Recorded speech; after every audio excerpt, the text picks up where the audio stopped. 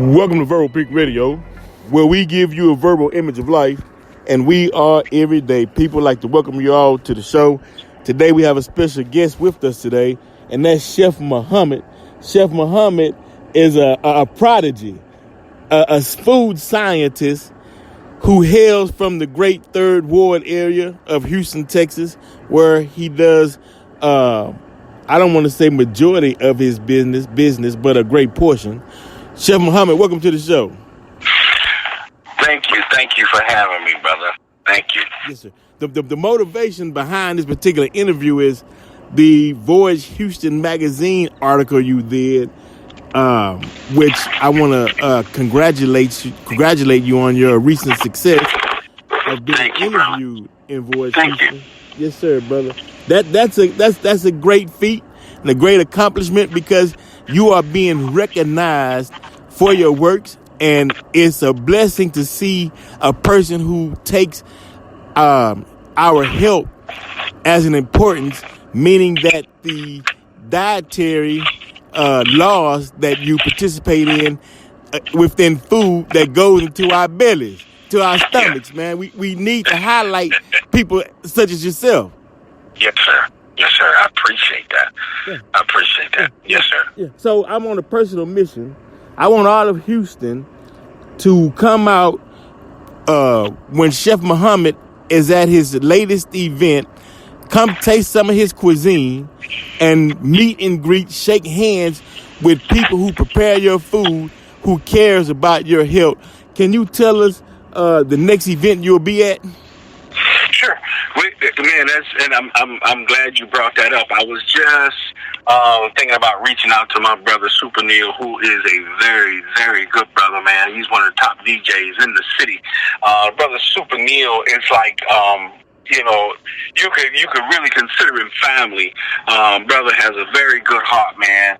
And I'm very thankful for his invitation to come out to the event as well. I just wanted to say that about my brother, and I know all of Houston's Caribbean community know who DJ Super Neil is. You just can't get a better DJ than that. That's right. And alongside of DJ Blade as well, man. Them two pioneers. Exactly, brother. Yes, it's like I don't know if you remember the Twin Towers that was in Houston. They would be considered, the Caribbean side of the Twin Towers that was in Houston. But yeah, and I'm glad, and happy for those brothers. They invited us out to the Caribbean Link Up, which is definitely it's an exclusive premier event of the year, bro. Bringing in 2020. It's going to be a packed event. It's going to be a power packed event. It's going to be one of those events, like he say, to close out. In his words, he say, on that night, I'm going to be mod. It's going to be a very exclusive show. Yes, sir. Yes, sir. What's the location on that? Where's it going to be held? Oh, man, it's going to be at the Holiyday Inn Hotel back there in Missouri City, right off of Highway 6, 5007 Highway 6, back in Missouri City. Right. Now I'm going to show you all the importance of this event because we all are one family. This will be sort of a family reunion for the people in Houston, whether you're from St. Kitts or Trinidad or Panama, Jamaica, Third Ward, South Park, Fifth Ward, Cypress, Katy, Pearland. Wherever we having a family reunion with our Caribbean brothers and sisters, whether you from Africa, Ghana, Kenya, if you Louisiana, Creole, it don't matter. Come out to the event. Let's have this family reunion so we can bring in 2020 right and make sure you greet Chef Muhammad. Come meet and greet him because I'm on a personal mission.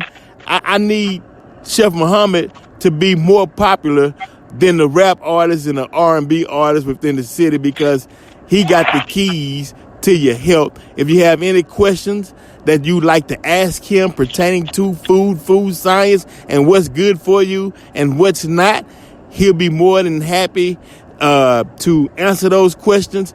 And you can see him live. Come see him live. Come see the man. Come see the man that Voyage Houston wrote about.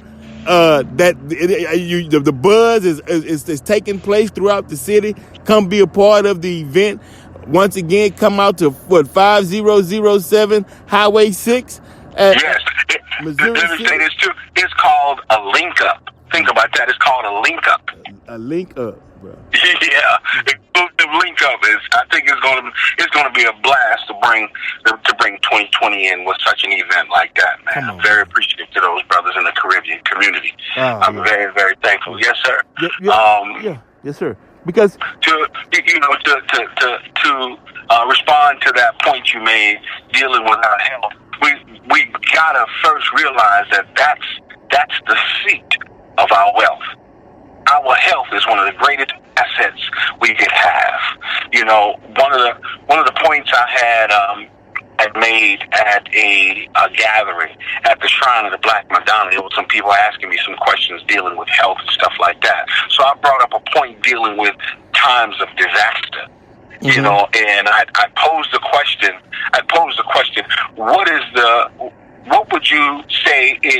What would you say causes the highest of casualties in a time of disaster? Most people said drowning. You know, what would you say?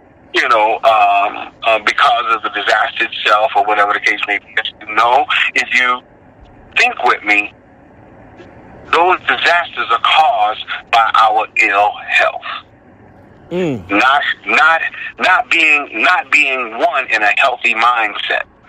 Two, not being physically healthy, because sometimes you have to walk in a certain depth of water for a long period of time. Most people will get a cramp. They won't be able to go any longer. You have to swim. You won't have the endurance to swim, or you might have to bunker down and not have food and water for the next 2 days. People mentally will collapse. You see.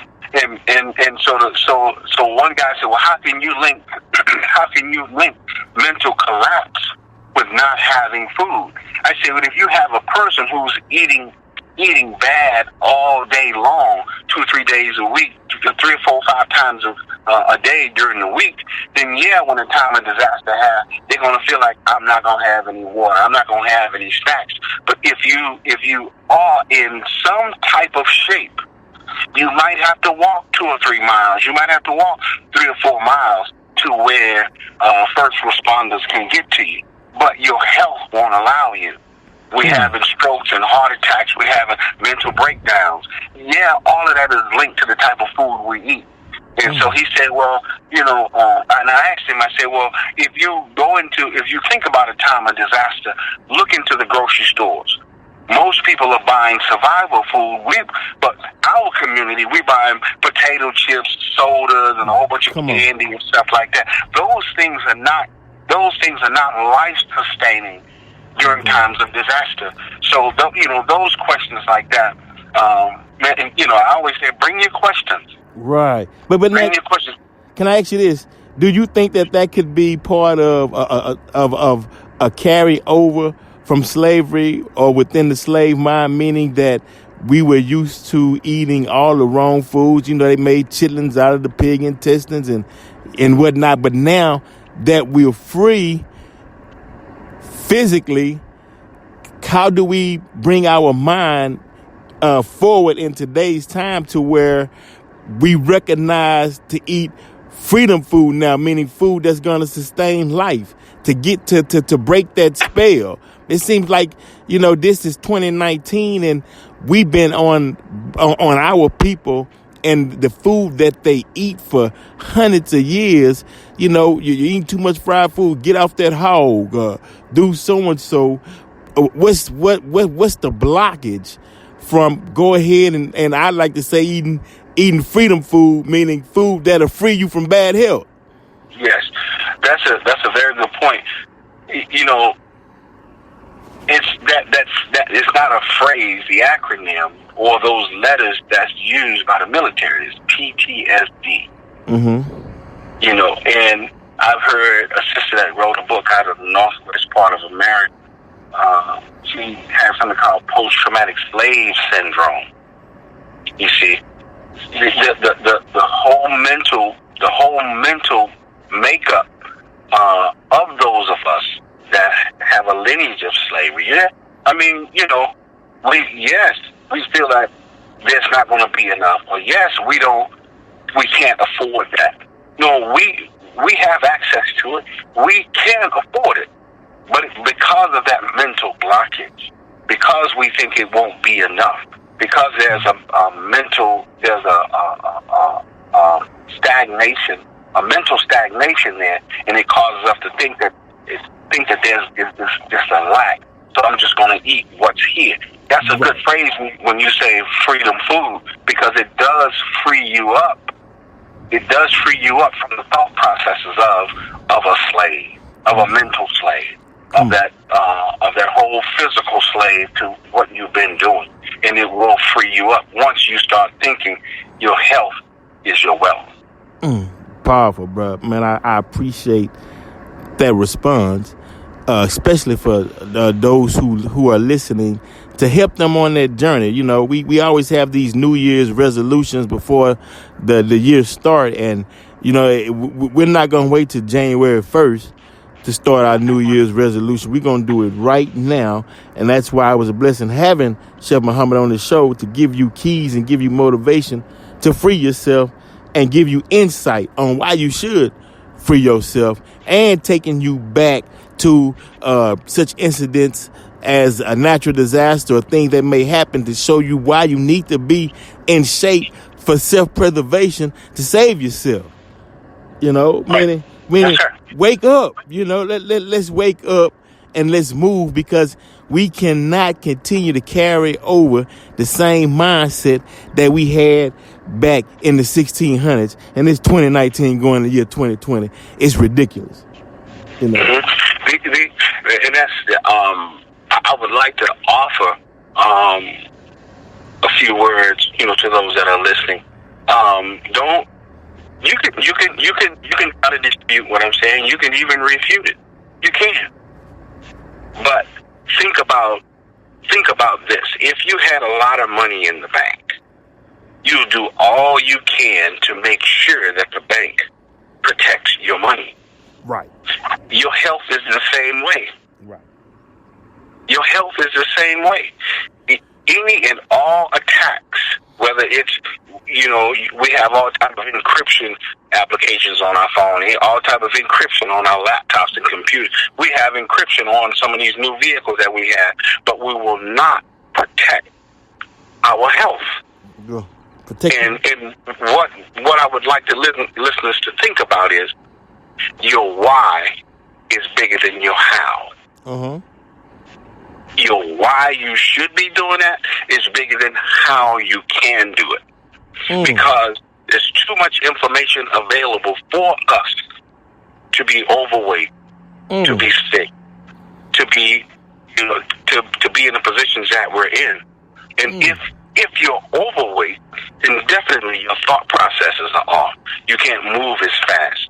You know, it's not a race anymore to see who could be the healthiest. Right. It's just the personal timing it takes, because yes, you're going to be responsible to save yourself. You can't put let's say we're on an airplane. They always say put the mask on yourself first. Right. Come on. And then put it on your fellow passenger. Right. It's the same principle. It's the same. You can't save your family and be unhealthy at the same time. It's not going to happen. Yeah. And look, it's not going. And for those of you who have dysfunctional families, you know, that's monitoring your bank account, you wondering why you getting 4 and 5 pieces of extra ham on your plate. They damaging your health, so when you're gone, they can get their hands on your wealth. Save yourself. You wondering? Look, you wondering why they got smothered pork chops in ham with bacon on top, with extra grease and some 40-weight gravy on the plate. You talking about, damn, my baby love me. She likes it. Nigga, hurry up and go so I get this money, nigga. You know, man, that's a point that we all have to. Even in jest, Right. there's truth. That's right. Even though we were making light, Right. we laugh in the situation. It's very, very serious because that exact particular point there, the woman, she's the key to the family. Her kitchen is the medicine cabinet. Come on. In that kitchen, I've learned you can either grow a healthy you can grow healthy children, or you can grow unhealthy patients. That's right. That's right. You can grow children, or you can grow patients. That's right. And those are patients of the hospital and the big drug pharmaceutical company. That's right. Now, Dr. King told me in Africa, a practice that they had, if the man and the children were sick, they go in and arrest the woman. Exactly. That's a level of attempted murder. Yes, sir. And what you're doing now, you're making your family a burden on the community. Right. Yes, I've heard that before many times. But it first starts with her. It starts with the family. Nobody's blaming her. No. So that means if we say her, then now we have the responsibility of making sure she knows and understands. One thing for her to know, but it's another thing for her to understand. Yes, it's sir. always good to think about growing a healthy family. Right. It starts with that education, and you are capable with the knowledge to educate on proper nutrition and dietary laws, and what foods go together and what foods don't go together. All that is part of the science, and we need to be educated on that. Yes, sir. Exactly. Yes, sir. Yes, sir. So I invite all of you to come out this Saturday in Missouri City Holiyday Inn, 5007 Highway 6. The link up, the Caribbean link up. Let's link together. Yes. The whole family of us, no matter where you are at or from, or where you hail or where you live. Let's have this family reunion. Come out and meet the great Chef Muhammad. And brother, I appreciate you for being on the show. And anything else you'd like to add before we get out of here? Yeah, no, just I think about when you said the Caribbean link up. Again, it's from 6 to 9 p.m. Okay. And as Super Neil told me, he said, man, come catch the holiday vibe. And around the holidays, it should be considered family days. Come on. Because those days are when we're most likely to be together, come together as a family, this, that, and the other. And I think instead of us sitting around drinking and smoking and doing whatever we do to think that creates festive time, no. Let's come together to think and plan and share so that we can become a stronger link in the chain called family. Come on. Well said, brother. Thank you for being on the show, brother. Chef Muhammad was live. We appreciate your time, brother. Thank you, brother. Appreciate it. Yes, sir. We're out.